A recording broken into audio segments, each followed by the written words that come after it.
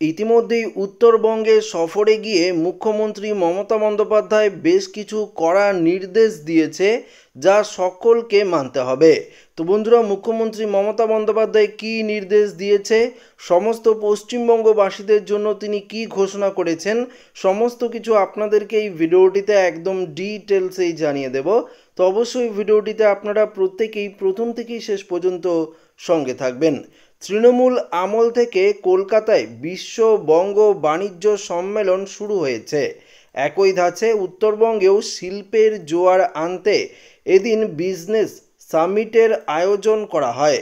সেখানে 8টি জেলার একাধিক শিল্পপতি ও উদ্যোগপতি হাজির হয়েছেন বলে খবর।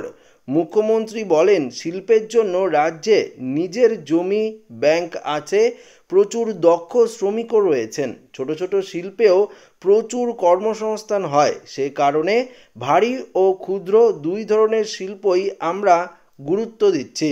পাশাপাশি দেখুন, এখানে পরিষ্কার বলে দিয়েছে, এদিন বৈঠকে উত্তরবঙ্গের ব্যবসায়ীরা নিজেদের অসুবিধা সমস্যা সম্বন্ধে মুখ্যমন্ত্রীকে জানান।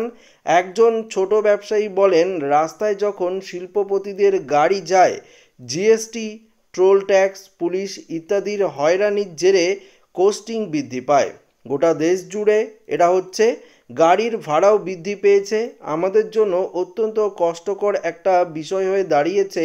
ওরা কোনো জায়গায় 100 টাকা খরচ করলে আমাদের 500 টাকা বলে। তো বুঝতেই পারলেন, ওই ব্যবসায়ী নিজের কথা সম্পূর্ণ করার আগেই মুখ্যমন্ত্রী বলেন, জিএসটি, টোল ট্যাক্স সবটাই কিন্তু কেন্দ্রের। বুঝতে পারলেন, জিএসটি এবং টোল ট্যাক্স যে রয়েছে সবটাই কিন্তু কেন্দ্রীয় সরকারের।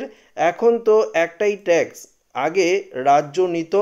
রাজ্যের যদি হতো আমি এখনই বলে দিতাম নেব না। তবে আমরা অনুরোধ করে দেখতে পারি, ছোট ব্যবসায়ীদের কেন ছাড় দেওয়া হবে না। কিছুক্ষণ থেমে মমতা বলেন, তবে পুলিশ কোনো ট্যাক্স যাতে না নেয় সেটা পুলিশকে কিন্তু দেখতে হবে। বুঝতে পারলেন, তো পুলিশদের কিন্তু একটা কড়া নির্দেশ দেওয়া হয়েছে মুখ্যমন্ত্রী মমতা বন্দ্যোপাধ্যায়ের তরফ থেকে। পাশাপাশি দেখুন কি বলেছে, এর পাশাপাশি জলপাইগুড়িতে কলকাতা হাইকোর্টের সার্কিট বেঞ্চের উদ্বোধনের কথা ঘোষণা করেন মুখ্যমন্ত্রী। আগে জুলাই মাসে উদ্বোধন হতে পারে বলে জানানো হয়েছে। তো বুঝতে পারলেন, আগামী জুলাই মাসেই এটা উদ্বোধন হতে পারে। সেই সঙ্গে বলেন, এর জন্য রাজ্যে 501 কোটি টাকা খরচ হয়েছে। মমতার কোথায় উত্তরবঙ্গের মানুষকে কথায় কথায় কলকাতায় যাতে না যেতে হয়, সেই কারণেই এই উদ্যোগ নেওয়া হয়েছে। সম্ভবত 12ই জুলাই এটা উদ্বোধন হবে, তবে হাইকোর্ট এটা ঠিক করবে। বুঝতেই পারলেন, একদম সরাসরি মুখ্যমন্ত্রী মমতা বন্দ্যোপাধ্যায়ের তরফ থেকে কিন্তু পরিষ্কারভাবে বলে দেওয়া হয়েছে। এবং উত্তরবঙ্গে যাতে আরও উন্নত শিল্প গড়ে ওঠা যায়, সমস্ত ব্যবসায়ীদের নিয়ে এসে কিন্তু এই উদ্যোগ করেছে মুখ্যমন্ত্রী মমতা ব্যানার্জি।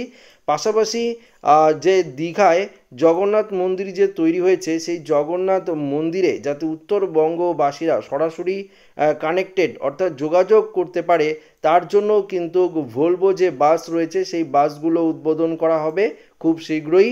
সে নিয়েও মুখ্যমন্ত্রী মমতা ব্যানার্জির তরফ থেকে জানিয়ে দেওয়া হয়েছে। অর্থাৎ কোচবিহার, শিলিগুড়ি থেকে শুরু করে মালদা সমস্ত জায়গা থেকে সেই সরাসরি সেই বাস কিন্তু একদম দীঘায় যাবে। সমস্ত লোক কিন্তু সরাসরি উত্তরবঙ্গ থেকে দীঘার সাথে এবার যোগাযোগ করতে পারবে এবং একটি পর্যটন কেন্দ্রও কিন্তু গড়ে উঠছে। তো আশা করি ভিডিওটি প্রত্যেকের ভালো লেগেছে। ভিডিওটি ভালো লাগলে লাইক করবেন, বন্ধুদের সাথে শেয়ার করবেন, নতুন হতে গেলে চ্যানেলটিকে সাবস্ক্রাইব করে নেবেন। ধন্যবাদ।